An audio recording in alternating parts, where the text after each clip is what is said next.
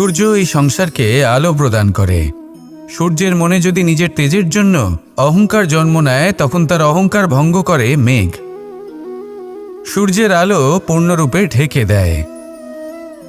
মেঘের মনে যদি নিজের গতি নিয়ে অহংবোধ জন্ম নেয়, তাহলে মেঘের অহংকার ভঙ্গ করে পর্বত, মেঘের গতি অবরুদ্ধ করে দেয়। এবার যদি পর্বত নিজের নিশ্চলতা নিয়ে অহংকার করে, তাহলে সেই অহংবোধ ভঙ্গ করে একটি মূষক, সেই বিশাল পর্বতে একটি ছিদ্র করে দেয়। এবার যদি মূষকের নিজের মনে অহংবোধ জন্ম নেয়, তাহলে জল তার অভিমান ভঙ্গ করে সেই ছিদ্র দিয়ে প্রবেশ করে। আর যদি জলের মনে অহংবোধ জন্ম নেয়, তখন মানুষ বাঁধ নির্মাণ করে তার গতিপথ রুদ্ধ করে, জলের অহংকার ভঙ্গ করে। আর যদি মানুষের মনে অহংকার জন্ম নেয়, তখন সূর্য নিজের তাপ দ্বারা মানুষের অহংকার ভঙ্গ করে। এই সংসারে অহংকার প্রদর্শন করার কোনো প্রয়োজন নেই। আমাদের সবার মধ্যেই কিছু বিশেষ গুণ আছে, আর সবার মধ্যে কোনো না কোনো দোষও আছে। এই প্রকৃতি আমাদের কি শিক্ষা দেয়? কেউ একে অপরের সাথে লড়াই করে না, একে অপরের জন্য বাধা সৃষ্টি করে না, শুধু নিজের কর্ম করে। সূর্য নিজের প্রকাশ দ্বারা বনস্পতি এবং গাছপালাকে জন্ম দেয়। মেঘ বর্ষা সৃষ্টি করে লুপ্ত হয়ে যায়, আবার নির্মিত হয়। পর্বতের সেই নিশ্চলতা সেই বর্ষাকে একটা দিশা প্রদান করে, আর তারপরে তা ধারা হয়ে প্রবাহিত হয়ে যায়। এইসব কি? এইসব একটা সম্পর্ক, একটা চক্রের মতো। সবাই একসাথে নিজের কর্ম করে, তাই এই চক্র আবর্তিত হয়। এটা আমাদেরও করতে হবে, একসাথে মিলে কাজ করতে হবে। কারোর জন্য বাধা হয়ে উঠলে হবে না, কাউকে ছোট মনে করলে হবে না। এটাই করতে থাকুন, সবাই মিলেমিশে কর্ম করুন। প্রকৃতি আমাদের এই শিক্ষাই দেয়। আসুন আমার সাথে ভালোবেসে বলুন, রাধা রাধা। এই সংসার বলে যে কৃষ্ণ হলো মহাযোগী, কেউ বলে যে কৃষ্ণ হলো সাংখ্যযোগের প্রবর্তক, কেউ বলে ভক্তিযোগের, কেউ বলে জ্ঞান যোগের, কেউ কেউ এটা মনে করেন যে অষ্টাঙ্গ যোগের প্রভু হলাম আমি। কিন্তু এই যোগ আসলে কি? যোগ বিষয়টাকে বোঝা খুব একটা কঠিন নয়, কিন্তু সেই যোগকে নিজের যাপনের অংশ করে তোলা হলো অত্যন্ত কঠিন, আর তার জন্য প্রয়োজন অভ্যাস। যোগ শব্দটার অর্থ হলো যুক্ত করা, আর এটা আমি ছোটবেলায় শিখেছিলাম। যখন আমার মাখন খেতে ইচ্ছে করত, আর মা মাখনের সেই হাঁড়িটা ওপরে টাঙিয়ে রাখতেন, তখন আমরা ভাবতাম যে অত দূরে পৌঁছবো কি করে। তখন আমরা যোগের বিষয়ে জানতে পারলাম, আর তখন জানতে পারলাম যে সবথেকে গুরুত্বপূর্ণ যোগ আসলে কি? সহযোগিতা, সাহায্য। আমরা সব সখারা একসাথে জড়ো হতাম, একে অপরের পিঠের ওপর উঠে দাঁড়াতাম, আর তারপর আমরা ওই মাখনের হাঁড়ির কাছে পৌঁছতে পারতাম, আর তারপর আমরা সবাই মিলে সেই মাখন ভাগ করে খেতাম।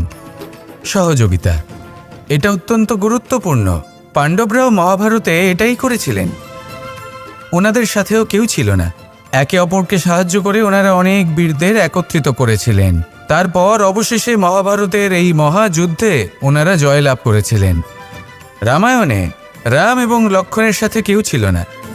সহযোগিতার মাধ্যমে ওনারা ভাল্লুক আর বানর সেনাকে একত্রিত করেছিলেন, আর এই সংসারের সব থেকে প্রবল রাক্ষস রাবণকে বধ করেছিলেন।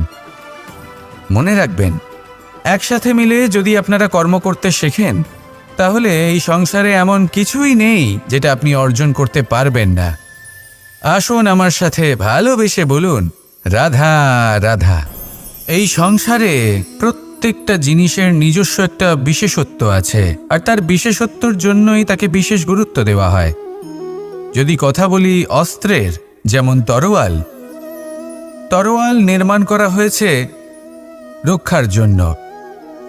কত তাড়াতাড়ি সে সামনে উপস্থিত শত্রুকে নিধন করতে পারে। এবার এই তরোয়ালের কোন গুণটা দেখা প্রয়োজন? সেটার ধার। সেই বস্তুটি নয় যার মধ্যে এই তরোয়াল রাখা হয়। সেইভাবেই যদি আমি কথা বলি বানের, তাহলে এটা প্রয়োজনীয় নয় যে সেই বান কতটা তীক্ষ্ণ, কতটা বলশালী। এটা দেখা প্রয়োজন যে তার আকারটা কেমন। সে কি বাতাস ভেদ করে নিজের লক্ষ্যে পৌঁছতে পারবে, সেটা বেশি গুরুত্বপূর্ণ। সেই জায়গাটা নয় যেখানে সেই বাণ রাখা হয়। ঠিক সেইভাবেই যদি আপনি কোনো মানুষেরই মূল্য বুঝতে চান, তাকে পরখ করে দেখতে চান, তাহলে তার জাতি, তার ধর্ম, তার রূপ, তার আকার, সেগুলো দেখে তাকে পরখ করতে চেষ্টা করবেন না। তাকে পরখ এই সব কিছুর ভিত্তিতে করবেন না। তার স্বভাবটা দেখুন, তার গুণ দেখুন, তার প্রতিভা দেখুন, তার কর্ম দেখুন, কারণ এটাই সেই ব্যক্তির আসল পরিচয়, এটাই হলো তার অস্তিত্ব। যখনই আপনি কোনো নর্তককে শ্রেষ্ঠ নৃত্য প্রদর্শন করতে দেখেন, তখন আপনি কিন্তু এটা ভাবেন না যে সে কোথা থেকে এসেছে, সে কি খায়, ওর বন্ধু বান্ধব কারা। আপনি তার নৃত্য দেখেন, ওর শিল্প দেখেন, সেটারই প্রশংসা করেন, সেটাকেই সম্মান করেন। সেইভাবে এই সংসারে সকলকে সম্মান করুন। আর এই সম্মানের আধার হওয়া উচিত তার গুণ, তার স্বভাব, তার কর্ম, তার রূপ আর তার বেশভূষা নয়। আসুন আমার সাথে ভালোবেসে বলুন, রাধা রাধা। সবাই বলেন যে জীবনে কাদের সঙ্গ লাভ করছি সেটা খুব গুরুত্বপূর্ণ। এক ঝুড়ি ফলের মধ্যে যদি একটা পচা ফল আপনি রেখে দেন, তাহলে আস্তে আস্তে সমস্ত ফল পচে যায়। সেই জন্য কথায় আছে যে কুসঙ্গ থেকে দূরে থাকো। কিন্তু কি করা যায়? এই সংসার খুবই ছোট।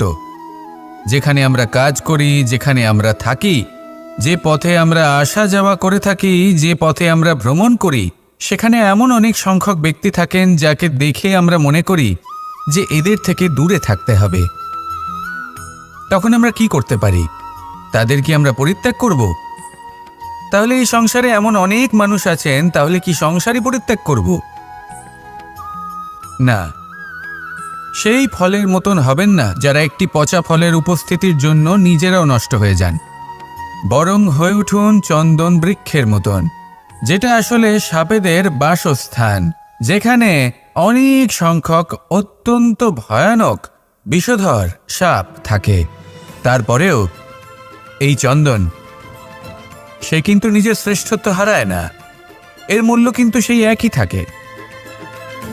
মনে রাখবেন, এই সংসারে নিজের সঙ্গ বদলানোর পূর্বে নিজেকে বদলান। নিজেকে কিছুটা এমনভাবে গড়ে তুলুন যে কেউ আসুক না কেন সে যেন আপনাকে বিভ্রান্ত বা দূষিত না করতে পারে। আসুন আমার সাথে ভালোবেসে বলুন, রাধা রাধা। নিজের নিজের অভিজ্ঞতাগুলো দেখে, তার পরিণাম দেখে প্রত্যেক মানুষের মনে একটা ধারণা জন্ম নেয়। প্রজন্মের পর প্রজন্ম যখন অগ্রসর হতে থাকে, এই ধারণাগুলোই কারণ হয়ে ওঠে যা মানুষের জীবনে তার শুভর, অশুভর, লাভের, ক্ষতির, এই সব কিছুর আধার হয়ে ওঠে। যেমন ধরুন, আপনি কোথাও যাচ্ছেন আর পথে বেড়াল রাস্তা পার করে গেল, সেটা অশুভ বলা হয়। কেউ হাঁচলে কাজ থামিয়ে দেওয়া হয়। বলা হয় যখন আপনি কোনো শুভ কাজ করতে যাবেন তখন মিষ্টি খেয়ে যাবেন, কাজ সফল হবে। যদি কোনো ব্যক্তি অনুচিত কথা বলে দেন, তার মানে অনুচিত কিছুই ঘটবে, আদি ইত্যাদি। এরকম অনেক সংখ্যক ধারণা আছে। কিন্তু সবকিছু যদি এরকমই হতো, তাহলে প্রত্যেক মানুষ নিজের কথা দ্বারা নিজের বা অন্য কারোর জীবন স্বর্গতুল্য করে তুলত, নয়তো নরকে পরিণত করত। কিন্তু এরম কি আদৌ হয়? না। কারণ এই সব ধারণা, এই সব কিছু, এর উৎস হলো মানুষের মন, তার মস্তিষ্ক। যখন আমরা কোনো বাক্য বা কোনো ধারণাকে একটু বেশি গুরুত্ব দিয়ে ফেলি, তার উপর একটু বেশি বিশ্বাস করে ফেলি, তখন যেটা হয়, তখন আমাদের এই ইচ্ছে শক্তি, তার সঞ্চার হয় সেই বাক্যের মাধ্যমে। আর সেই জন্য সেই বাক্য আস্তে আস্তে ফলপ্রসূ হতে থাকে। এটা হলো মানুষের মনের শক্তি, তার মস্তিষ্কের শক্তি। এটা কখনো ভুলে যাবেন না। এটা প্রয়োগ করুন আর তার সদ্ব্যবহার করুন। একে প্রয়োগ করুন নিজের লক্ষ্যে পৌঁছানোর জন্য, শুভ কর্ম করার জন্য। আসুন আমার সাথে ভালোবেসে বলুন, রাধা রাধা। রামায়ণের একটা অত্যন্ত শ্রেষ্ঠ কাহিনী আছে, যেটা খুব অমূল্য শিক্ষাদান করে। দশানন যখন ধরাশায়ী হলেন এবং মৃত্যুশয্যায় শুয়েছিলেন, ওনার শেষ নিঃশ্বাস ত্যাগের সময় শ্রীরাম লক্ষ্মণকে বললেন যে, হে লক্ষ্মণ, রাবণের কাছে যাও, ওখানে যাও, ওনার থেকে কিছু জ্ঞান অর্জন করে এসো। উনি হলেন মহাজ্ঞানী, আর ওনার থেকে জ্ঞান অর্জনের এটাই শ্রেষ্ঠ সুযোগ। লক্ষ্মণ প্রথমে মানতে চাইলেন না, কিন্তু শ্রীরাম বোঝানোর পরে লক্ষ্মণ ওনার কাছে গেলেন, রাবণের মাথার কাছে গেলেন আর বললেন, দাদা বলেছেন আপনার থেকে জ্ঞান অর্জন করতে। রাবণ কিছুই বললেন না। লক্ষ্মণ বললেন, আপনি তো দেখছি খুব অহংকারী, মৃত্যুশয্যায় শুয়ে আছেন, শেষ নিঃশ্বাস ত্যাগ করতে চলেছেন, আর তাও এত অহংকার। রাবণ বললেন, নিজের দাদা রামকে ডাকো। শ্রীরাম এলেন, রাবণের পায়ের কাছে এসে দাঁড়ালেন। উনি নিজের হাত জোড় করলেন আর বললেন, হে মহাপণ্ডিত রাবণ, আপনি হলেন মহাজ্ঞানী, দয়া করে আমাদের কিছু জ্ঞান প্রদান করুন। রাবণ বিনম্র চিত্তে ওনার কথা শুনলেন, খুব বিনম্র চিত্তে ক্ষমা প্রার্থনাও করলেন, আর এই সংসার একটি অত্যন্ত শ্রেষ্ঠ জ্ঞান লাভ করল। এর দ্বারা আমরা ঠিক কি শিক্ষা লাভ করি? রাম এবং লক্ষ্মণ দুজনেই ছিলেন তেজস্বী, দুজনেই ছিলেন শ্রেষ্ঠ, ছিলেন বীর, ছিলেন বলবান। কিন্তু শ্রীরামকে মর্যাদা পুরুষোত্তম বলা হয়ে থাকে, কারণ উনি বীর ছিলেন, সাহসী ছিলেন, তার সাথে একটি অত্যন্ত গুরুত্বপূর্ণ গুণ ছিল, সেই গুণ হল বিনম্রতা। এটা খুবই শ্রেষ্ঠ একটা গুণ। যদি কেউ আপনাকে কটু কথা শোনায়, তাহলে উত্তরটা আপনি বিনম্রভাবেও দিতে পারেন। এই বিনম্রতা এমন এক আবেগ যেটা দেখে মনে হবে কোমল, কিন্তু এটা ততটাই প্রবল অস্ত্র, এমন একটা অস্ত্র যা সকলকে নিরস্ত্র করে দিতে পারে। যদি আপনি সাহসী হন এবং বিনম্র হন, তাহলে আপনি বিজয়ী হবেন। যদি আপনি জ্ঞানী হন এবং বিনম্র হন, তাহলে আপনি অবশ্যই মহাজ্ঞানী হয়ে উঠবেন। তাই নিজের মনে বিনম্রতা ধরে রাখুন আর ভালোবেসে বলুন, রাধা রাধা। মানুষ জীবনে অনেক ধরনের সুখ লাভ করে, অর্থ সুখ, পরিবারের সুখ, বৈভবের সুখ, কিন্তু এমন একটা সুখ আছে যা বেশিরভাগ মানুষকে প্রভাবিত করে, কিন্তু সেই সুখ তাদের কোনো প্রয়োজনই নেই। সেটা হলো পরনিন্দা সুখ, অর্থাৎ এমন কোনো ব্যক্তিকে নিয়ে নিন্দা করা, তার প্রতি অনুচিত শব্দ প্রয়োগ করা, কারণ সেই ব্যক্তিকে আপনি পছন্দ করেন না। আর এমন অনেক মানুষ আছেন যারা এই কাজ করে খুব আনন্দ লাভ করেন, যেটা করা উচিত নয়, কারণ এতে আপনার সময়, আপনার ঊর্জা, আপনার নিজের অন্তরের ইতিবাচক শক্তি আপনি নষ্ট করে ফেলছেন। আর এই সব কিছুই আপনার প্রয়োজন আছে। যাদেরকে আপনার পছন্দ নয়, সেই ব্যক্তির বিষয়ে কথাই বলবেন না।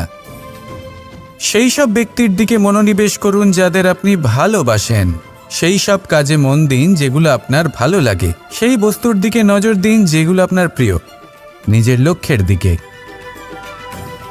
এই সব কিছুর দিকে নয়। এমনটা করলে আপনার জীবনে আপনি সেই সব বস্তুর দিকে নজর দিতে পারবেন যারা প্রকৃত অর্থে আপনার জীবন আরও শ্রেষ্ঠ করে তোলে। এমনটাই করুন, জীবন আরও অনেক বেশি সুন্দর হয়ে উঠবে, আর তখন এই মন প্রসন্ন হয়ে বলবে, রাধা রাধা। আজ আমরা আবার সাফল্য আর অসফলতার বিষয়ে কথা বলবো। সফল ব্যক্তি কে হয় এবং অসফল ব্যক্তি কে হয়, এই বিষয়ে আমরা আগে অনেকবার কথা বলেছি। প্রত্যেক ব্যক্তি সাফল্য লাভ করতে চান, কিন্তু প্রত্যেক ব্যক্তি সাফল্য লাভের এই কাজে সফল হতে পারেন না। এবার এটা কেন হয়, এর পেছনে কারণটা কি? কারণ হলো ভয়। সফল ব্যক্তি হলেন তিনি যিনি নিজের সিদ্ধান্ত দ্বারা এই সমস্ত সংসারকে বদলে দিয়ে থাকেন, এবং অসফল ব্যক্তি হলেন তিনি যিনি এই সংসারকে দেখে এর বিষয়ে ভেবে নিজের সিদ্ধান্ত বদলে ফেলেন। প্রয়োজন হলো নিজের লক্ষ্যের বিষয়ে ভেবে দেখার, পথের বিষয়ে ভেবে দেখার। একবার যদি আপনি পথ নির্বাচন করে থাকেন, সেই পথে অগ্রসর হতে থাকুন আর তাতে অটল থাকুন। সবসময় দৃঢ় প্রতিজ্ঞ হন। আপনি যদি কোনো পথে টিকে থাকেন আর নিরন্তর পরিশ্রম করতে থাকেন, তবেই আপনার জীবনে সাফল্য আসবে। যদি কথায় কথায় লোকে কি ভাববে, লোকে কি বলবে, কথা ভেবে নিজের সিদ্ধান্ত পাল্টান, তাহলে কখনো নিজের লক্ষ্যে পৌঁছতে পারবেন না। আসুন আমার সাথে ভালোবেসে বলুন, রাধা রাধা। মানুষের 6টি বড় শত্রু রয়েছে, আর এরা অন্য কোথাও নয়, বরং মানুষের অন্তরেই বাস করে। এই 6টি শত্রু হল কাম, ক্রোধ, মোহ, লোভ, ঈর্ষা আর অহংকার। কিন্তু এরা কি চিরকাল আপনার শত্রু হিসেবেই থেকে যায়? এদেরকে নিজের বন্ধু করে তোলা কি সম্ভব নয়? ভেবে দেখুন না। এবার যদি কথা বলি কাম নিয়ে, অর্থাৎ কামনা করা, তাহলে মানুষ যদি জীবনে কামনা করতে থাকে তাহলে সন্তোষের অনুভূতি লাভ করতে পারে না। কিন্তু এই কামনাই মানুষের বন্ধু হয়ে উঠতে পারে। কিভাবে? ধরুন, যদি মানুষ ভাবে আমি আরও অনেক বেশি শ্রেষ্ঠ ব্যক্তি হয়ে উঠতে চাই, আর তার জন্য কর্ম করে, পরিশ্রম করে, তাহলে ভবিষ্যতে গিয়ে শ্রেষ্ঠ ব্যক্তি হয়ে উঠতে পারে কামনার কারণে। অর্থাৎ এই কামনাই ওর বন্ধু হয়ে ওঠে। কিন্তু ধরুন, কোনো মানুষ যদি চায় সে শ্রেষ্ঠ ব্যক্তি হয়ে উঠবে, কিন্তু তার জন্য না কোনো কর্ম করছেন আর না কোনো পরিশ্রম করছেন, আর অধর্মের পথে চলতে শুরু করে দেন, তাহলে এই কামনাই তার শত্রু হয়ে উঠতে পারে। এবার যদি এই কামনাকে নিজের বন্ধু করে তুলতে হয়, তাহলে নিজের নির্বাচনে বিচক্ষণ হতে হবে, নিজের মস্তিষ্কের ওপর নিয়ন্ত্রণ রাখতে শিখতে হবে। সেটাই করুন আর আমার সাথে ভালোবেসে বলুন, রাধা রাধা। আজ আমরা মানুষের আরও একটি শত্রুর বিষয়ে কথা বলবো, যার নাম হলো লোভ। যে কোনো বস্তুকে অত্যাধিক লাভ করার যে বাসনা, যতটা লাভ করেছি ততটা যথেষ্ট নয়, আমার আরও চাই, আরও চাই, একেই বলে লোভ। এবার এই লোভ আপনার জীবনে শুভ না অশুভ, আপনার মিত্র নাকি আপনার শত্রু, সেটাও নির্ভর করছে আপনার ওপর। যেমন ধরুন, কোনো ব্যক্তির অসম্ভব ধনের লোভ, সে সেটা অর্জন করছে আর সেটা সংগ্রহ করছে, আর সেটা লাভ করার জন্য সে অনৈতিক কাজ করছে। যদি এই সব হতে থাকে, তাহলে লোভ কিন্তু আপনার পক্ষে অত্যন্ত ক্ষতিকারক। কিন্তু যদি সেই ব্যক্তি ধরুন ধন অর্জন করছেন, তার সাথে নীতিও পালন করছেন, আর সংগ্রহ করার পরে সেটা সংসারে ছড়িয়ে দিচ্ছেন, যদি এমনটা হয়, তাহলে এই লোভ আপনার বন্ধু হয়ে উঠতে পারে। যদি আপনার সৎসঙ্গ লাভ করার, সৎকর্ম করার লোভ থাকে, তাহলে আপনি কখনো একা থাকবেন না। যদি ভালোবাসা প্রদান করার লোভ থাকে, এই সংসারকে সাহায্য করার লোভ থাকে, তাহলে এই লোভ, যা সংসারের শত্রু, সেটা কিন্তু আপনার সাথে পরমাত্মার মিলন ঘটাতে পারে। এবার এই লোভকে নিজের মিত্র করে তুলবেন নাকি শত্রু করে তুলবেন, সেই সিদ্ধান্ত আপনারই। আসুন আমার সাথে ভালোবেসে বলুন, রাধা রাধা। একটি সোনার মুদ্রা নিন, সেটা জলে ফেলে দিন, তারপর তুলে নিন, সেটা মাটিতে ফেলে দিন, আবার তুলে নিন, কাদায় ফেলে দিন, আবার তুলে নিয়ে হাতুড়ি দিয়ে তার উপর প্রহার করুন। তারপরেও সেই সোনার মুদ্রার মূল্য সেটাই থাকে যা আগে ছিল, তাই না? এটা হলো উদাহরণ সংসারের সেই প্রত্যেকটা জীবের জন্য, প্রত্যেকটা মানুষের জন্য। কখনো কখনো জীবনে সাফল্যের বদলে আমরা বিফলতা পাই। যতটা আশা করেছিলাম ততটা শ্রেষ্ঠ কর্ম করতে পারি না। কখনো বা আমরা ভুল করে ফেলি, কখনো আমরা অনুচিত কর্ম করে ফেলি, কখনো সংসার আমাদের বুঝতে পারে না। তার পরিণামস্বরূপ এই সংসার আমাদের নিন্দা করে, আমাদের উপেক্ষা করে, আমাদের বিষয়ে কটু কথা বলে, কখনো সামনাসামনি বা কখনো পেছনে। সংসার এমন একটা আচরণ করে যেন আমাদের সাথে কথা বলাটাই একটা বিশাল অপরাধ। এবার সেক্ষেত্রে কি করা উচিত? মনকে শান্ত করা উচিত। বেশিরভাগ ক্ষেত্রেই এমন সময় মানুষ এটা ভেবে বসে যে তার জীবনের কোনো মূল্যই নেই। তার মনে হয় যে সে এই সংসারে শুধু একটা বোঝার সমান। সে নিজেকে ঘৃণা করতে থাকে। ওর মনে হয় যে তার জীবন শূন্য। কিন্তু তা নয়। আপনি সোনার মুদ্রার মতো। যদি আপনার মধ্যে সেই গুণ থাকে, আপনি শ্রেষ্ঠ কর্ম করেন, আপনার মধ্যে সেই বিদ্যা থাকে, আপনি নিরন্তর প্রয়াস করেন, সৎকর্মের পথে এগোতে থাকেন, তাহলে আপনার নিজের যে মূল্য তৈরি হয় সেটা কোনো পরিস্থিতিতে কোনো ব্যক্তি আপনার থেকে কেড়ে নিতে পারবে না। শুধু নিজে ভেঙে পড়বেন না। এটা ভাবুন, যে সম্মান আপনি হারিয়েছেন সেটা আপনি কিভাবে ফিরে পেতে পারেন, তার জন্য কি করতে হবে। যে ধন আপনি হারিয়েছেন সেটা পেতে হবে কিভাবে, তার জন্য কি কি করতে হবে। শান্ত মনে সবটা ভেবে দেখুন, সিদ্ধান্ত নিন এবং অগ্রসর হন। আপনি এই সংসারের কাছে তেমনই হয়ে উঠবেন যেমন আপনার কর্ম হবে। যদি তা শ্রেষ্ঠ হয়, সবাই তাই ভাববে। আসুন আমার সাথে ভালোবেসে বলুন, রাধা রাধা। সূর্য এই সংসারকে আলো প্রদান করে। সূর্যের মনে যদি নিজের তেজের জন্য অহংকার জন্ম নেয়, তখন তার অহংকার ভঙ্গ করে মেঘ। সূর্যের আলো পূর্ণরূপে ঢেকে দেয়। মেঘের মনে যদি নিজের গতি নিয়ে অহংবোধ জন্ম নেয়, তাহলে মেঘের অহংকার ভঙ্গ করে পর্বত। মেঘের গতি অবরুদ্ধ করে দেয়। এবার যদি পর্বত নিজের নিশ্চলতা নিয়ে অহংকার করে, তাহলে সেই অহংবোধ ভঙ্গ করে একটি মূষক। সেই বিশাল পর্বতে একটি ছিদ্র করে দেয়। এবার যদি মূষকের নিজের মনে অহংবোধ জন্ম নেয়, তাহলে জল তার অভিমান ভঙ্গ করে, সেই ছিদ্র দিয়ে প্রবেশ করে। আর যদি জলের মনে অহংবোধ জন্ম নেয়, তখন মানুষ বাঁধ নির্মাণ করে তার গতিপথ রুদ্ধ করে, জলের অহংকার ভঙ্গ করে। আর যদি মানুষের মনে অহংকার জন্ম নেয়, তখন সূর্য নিজের তাপ দ্বারা মানুষের অহংকার ভঙ্গ করে। এই সংসারে অহংকার প্রদর্শন করার কোনো প্রয়োজন নেই। আমাদের সবার মধ্যেই কিছু বিশেষ গুণ আছে, আর সবার মধ্যে কোনো না কোনো দোষও আছে। এই প্রকৃতি আমাদের কি শিক্ষা দেয়? কেউ একে অপরের সাথে লড়াই করে না, একে অপরের জন্য বাধা সৃষ্টি করে না, শুধু নিজের কর্ম করে। সূর্য নিজের প্রকাশ দ্বারা বনস্পতি এবং গাছপালাকে জন্ম দেয়।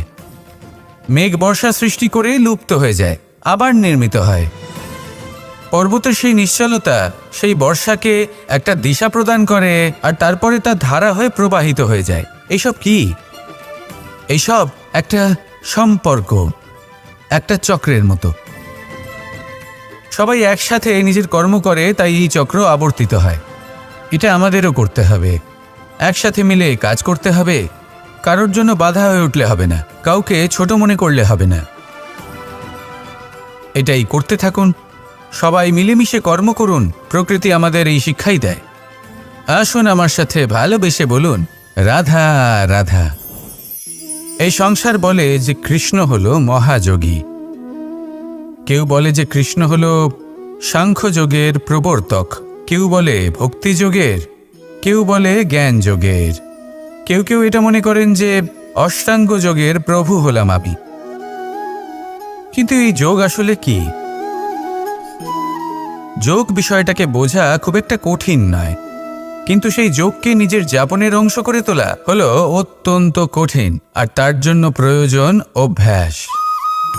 যোগ শব্দটার অর্থ হলো যুক্ত করা, আর এটা আমি ছোটবেলায় শিখেছিলাম। যখন আমার মাখন খেতে ইচ্ছে করত, আর মা মাখনের সেই হাঁড়িটা ওপরে টাঙিয়ে রাখতেন, তখন আমরা ভাবতাম যে অত দূরে পৌঁছবো কি করে। তখন আমরা যোগের বিষয়ে জানতে পারলাম, আর তখন জানতে পারলাম যে সবথেকে গুরুত্বপূর্ণ যোগ আসলে কি? সহযোগিতা, সাহায্য। আমরা সব সখারা একসাথে জড়ো হতাম, একে অপরের পিঠের ওপর উঠে দাঁড়াতাম, আর তারপর আমরা ওই মাখনের হাঁড়ির কাছে পৌঁছতে পারতাম, আর তারপর আমরা সবাই মিলে সেই মাখন ভাগ করে খেতাম। সহযোগিতা, এটা অত্যন্ত গুরুত্বপূর্ণ। পাণ্ডবরাও মহাভারতে এটাই করেছিলেন। ওনাদের সাথেও কেউ ছিল না। একে অপরকে সাহায্য করে ওনারা অনেক বীরদের একত্রিত করেছিলেন। তারপর অবশেষে মহাভারতের এই মহাযুদ্ধে ওনারা জয়লাভ করেছিলেন। রামায়ণে রাম এবং লক্ষ্মণের সাথে কেউ ছিল না। সহযোগিতার মাধ্যমে ওনারা ভাল্লুক, আর বানর সেনাকে একত্রিত করেছিলেন, আর এই সংসারের সব থেকে প্রবল রাক্ষস রাবণকে বধ করেছিলেন। মনে রাখবেন, একসাথে মিলে যদি আপনারা কর্ম করতে শেখেন, তাহলে এই সংসারে এমন কিছুই নেই যেটা আপনি অর্জন করতে পারবেন না। আসুন আমার সাথে ভালোবেসে বলুন, রাধা রাধা। এই সংসারে প্রত্যেকটা জিনিসের নিজস্ব একটা বিশেষত্ব আছে, আর তার বিশেষত্বর জন্যই তাকে বিশেষ গুরুত্ব দেওয়া হয়। যদি কথা বলি অস্ত্রের, যেমন তরোয়াল, তরোয়াল নির্মাণ করা হয়েছে রক্ষার জন্য। কত তাড়াতাড়ি সে সামনে উপস্থিত শত্রুকে নিধন করতে পারে। এবার এই তরোয়ালের কোন গুণটা দেখা প্রয়োজন? সেটার ধার। সেই বস্তুটি নয় যার মধ্যে এই তরোয়াল রাখা হয়।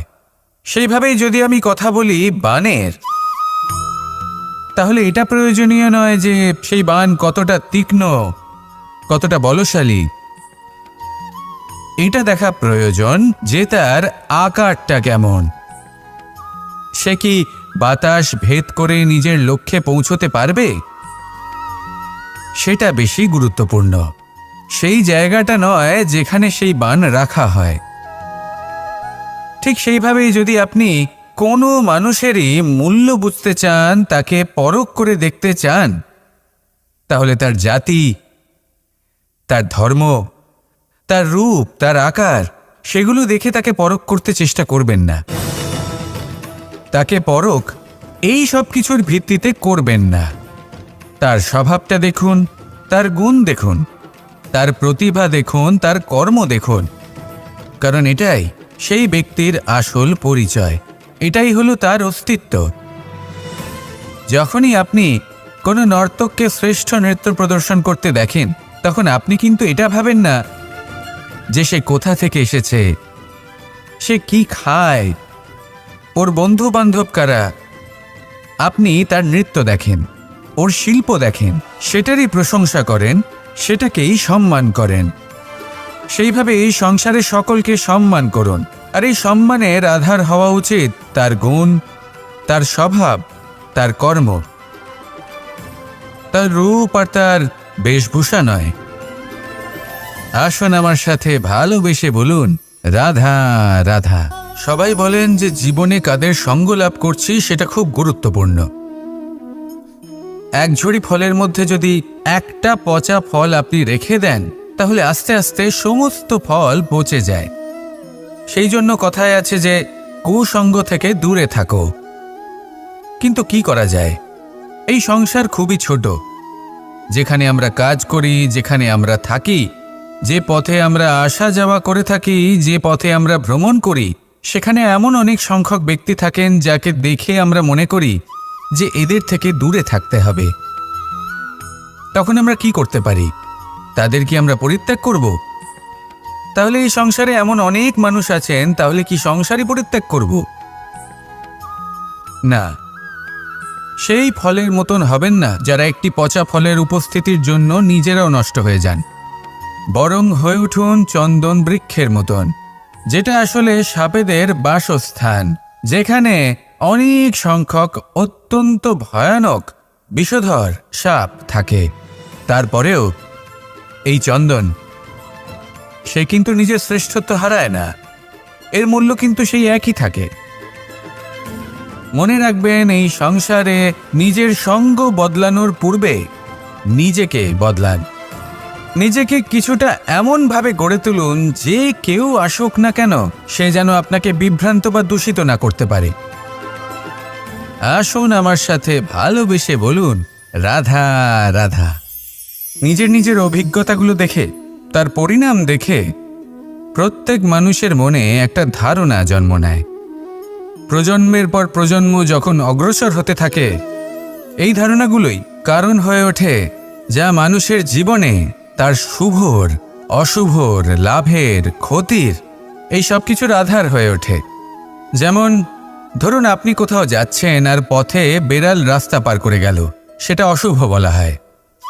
কেউ হাঁচলে কাজ থামিয়ে দেওয়া হয়। বলা হয় যখন আপনি কোনো শুভ কাজ করতে যাবেন, তখন মিষ্টি খেয়ে যাবেন, কাজ সফল হবে। যদি কোনো ব্যক্তি অনুচিত কথা বলে দেন, তার মানে অনুচিত কিছুই ঘটবে, আদি ইত্যাদি এরকম অনেক সংখ্যক ধারণা আছে। কিন্তু সবকিছু যদি এরকমই হতো, তাহলে প্রত্যেক মানুষ নিজের কথা দ্বারা নিজের বা অন্য কারোর জীবন স্বর্গতুল্য করে তুলত, নয়তো নরকে পরিণত করত। কিন্তু এরম কি আদৌ হয়? না।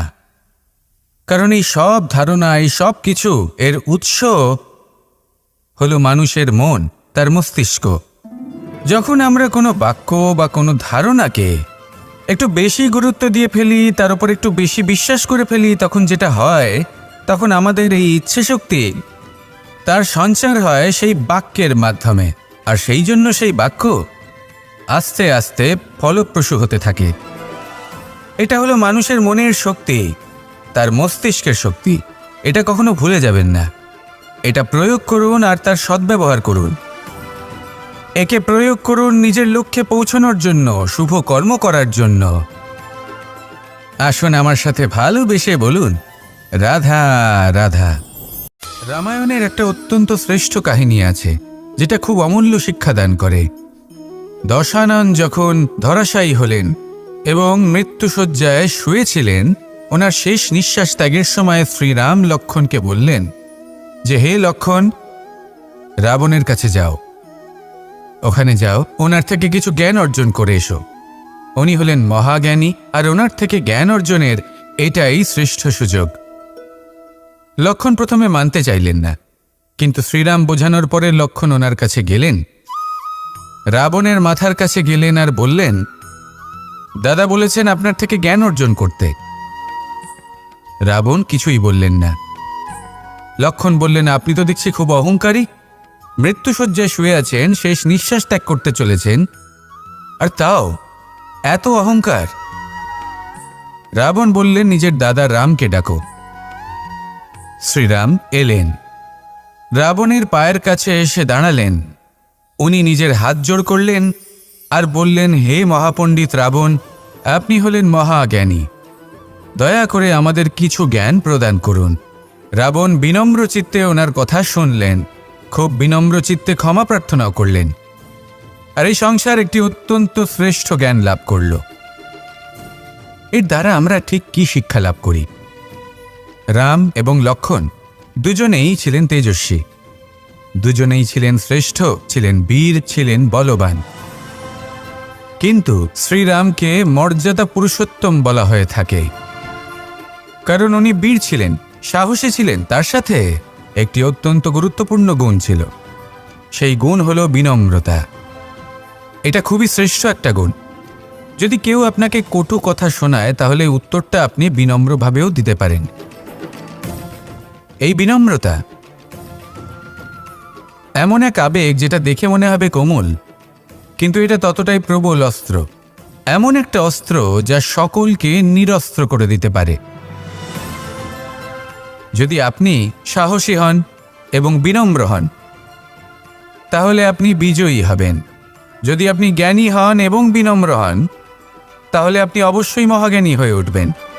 তাই নিজের মনে বিনম্রতা ধরে রাখুন আর ভালোবেসে বলুন, রাধা রাধা।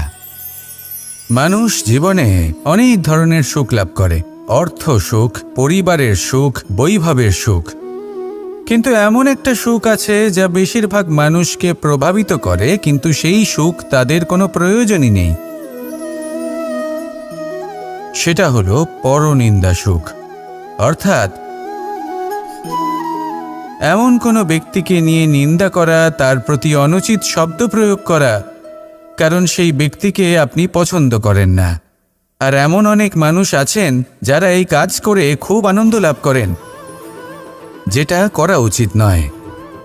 কারণ এতে আপনার সময়, আপনার ঊর্জা, আপনার নিজের অন্তরের ইতিবাচক শক্তি আপনি নষ্ট করে ফেলছেন। আর এই সব কিছুই আপনার প্রয়োজন আছে। যাদেরকে আপনার পছন্দ নয়, সেই ব্যক্তির বিষয়ে কথাই বলবেন না। সেই সব ব্যক্তির দিকে মনোনিবেশ করুন যাদের আপনি ভালোবাসেন। সেই সব কাজে মন দিন যেগুলো আপনার ভালো লাগে। সেই বস্তুর দিকে নজর দিন যেগুলো আপনার প্রিয়, নিজের লক্ষ্যের দিকে, এই সব কিছুর দিকে নয়। এমনটা করলে আপনার জীবনে আপনি সেই সব বস্তুর দিকে নজর দিতে পারবেন যারা প্রকৃত অর্থে আপনার জীবন আরও শ্রেষ্ঠ করে তোলে। এমনটাই করুন, জীবন আরও অনেক বেশি সুন্দর হয়ে উঠবে।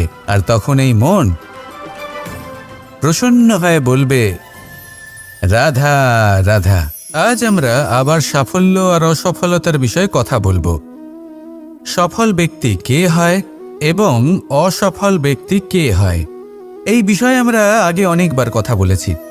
প্রত্যেক ব্যক্তি সাফল্য লাভ করতে চান, কিন্তু প্রত্যেক ব্যক্তি সাফল্য লাভের এই কাজে সফল হতে পারেন না। এবার এটা কেন হয়, এর পেছনে কারণটা কি? কারণ হলো ভয়। সফল ব্যক্তি হলেন তিনি যিনি নিজের সিদ্ধান্ত দ্বারা এই সমস্ত সংসারকে বদলে দিয়ে থাকেন, এবং অসফল ব্যক্তি হলেন তিনি যিনি এই সংসারকে দেখে এর বিষয়ে ভেবে নিজের সিদ্ধান্ত বদলে ফেলেন। প্রয়োজন হল নিজের লক্ষ্যের বিষয়ে ভেবে দেখার, পথের বিষয়ে ভেবে দেখার। একবার যদি আপনি পথ নির্বাচন করে থাকেন, সেই পথে অগ্রসর হতে থাকুন আর তাতে অটল থাকুন। সবসময় দৃঢ় প্রতিজ্ঞ হন। আপনি যদি কোনো পথে টিকে থাকেন আর নিরন্তর পরিশ্রম করতে থাকেন, তবেই আপনার জীবনে সাফল্য আসবে। যদি কথায় কথায় লোকে কি ভাববে, লোকে কি বলবে, এ কথা ভেবে নিজের সিদ্ধান্ত পাল্টান, তাহলে কখনো নিজের লক্ষ্যে পৌঁছতে পারবেন না। আসুন আমার সাথে ভালোবেসে বলুন, রাধা রাধা।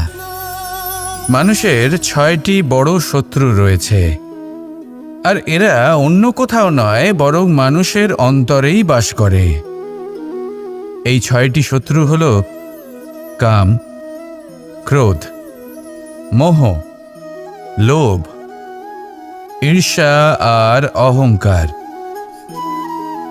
কিন্তু এরা কি চিরকাল আপনার শত্রু হিসেবেই থেকে যায়? এদেরকে নিজের বন্ধু করে তোলা কি সম্ভব নয়? ভেবে দেখুন না। এবার যদি কথা বলি কাম নিয়ে, অর্থাৎ কামনা করা, তাহলে মানুষ যদি জীবনে কামনা করতে থাকে তাহলে সন্তোষের অনুভূতি লাভ করতে পারে না। কিন্তু এই কামনাই মানুষের বন্ধু হয়ে উঠতে পারে। কিভাবে? ধরুন, যদি মানুষ ভাবে আমি আরও অনেক বেশি শ্রেষ্ঠ ব্যক্তি হয়ে উঠতে চাই, আর তার জন্য কর্ম করে, পরিশ্রম করে, তাহলে ভবিষ্যতে গিয়ে শ্রেষ্ঠ ব্যক্তি হয়ে উঠতে পারে কামনার কারণে।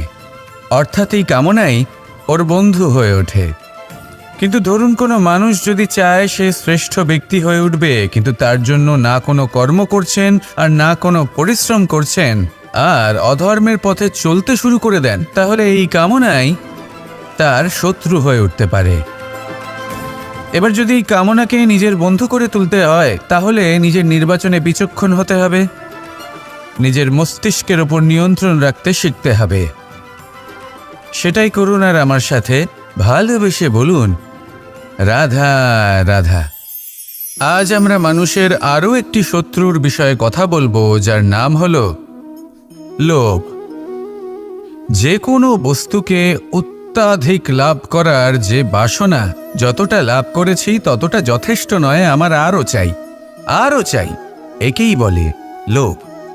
এবার এই লোভ আপনার জীবনে শুভ না অশুভ, আপনার মিত্র নাকি আপনার শত্রু, সেটাও নির্ভর করছে আপনার ওপর। যেমন ধরুন, কোনো ব্যক্তির অসম্ভব ধনের লোভ, সে সেটা অর্জন করছে আর সেটা সংগ্রহ করছে, আর সেটা লাভ করার জন্য সে অনৈতিক কাজ করছে। যদি এই সব হতে থাকে, তাহলে লোভ কিন্তু আপনার পক্ষে অত্যন্ত ক্ষতিকারক। কিন্তু যদি সেই ব্যক্তি ধরুন ধন অর্জন করছেন, তার সাথে নীতিও পালন করছেন, আর সংগ্রহ করার পরে সেটা সংসারে ছড়িয়ে দিচ্ছেন, যদি এমনটা হয়, তাহলে এই লোভ আপনার বন্ধু হয়ে উঠতে পারে। যদি আপনার সৎসঙ্গ লাভ করার, সৎকর্ম করার লোভ থাকে, তাহলে আপনি কখনো একা থাকবেন না। যদি ভালোবাসা প্রদান করার লোভ থাকে, এই সংসারকে সাহায্য করার লোভ থাকে, তাহলে এই লোভ, যা সংসারের শত্রু, সেটা কিন্তু আপনার সাথে পরমাত্মার মিলন ঘটাতে পারে। এবার এই লোভকে নিজের মিত্র করে তুলবেন নাকি শত্রু করে তুলবেন, সেই সিদ্ধান্ত আপনারই। আসুন আমার সাথে, ভালোবেসে বলুন রাধা রাধা।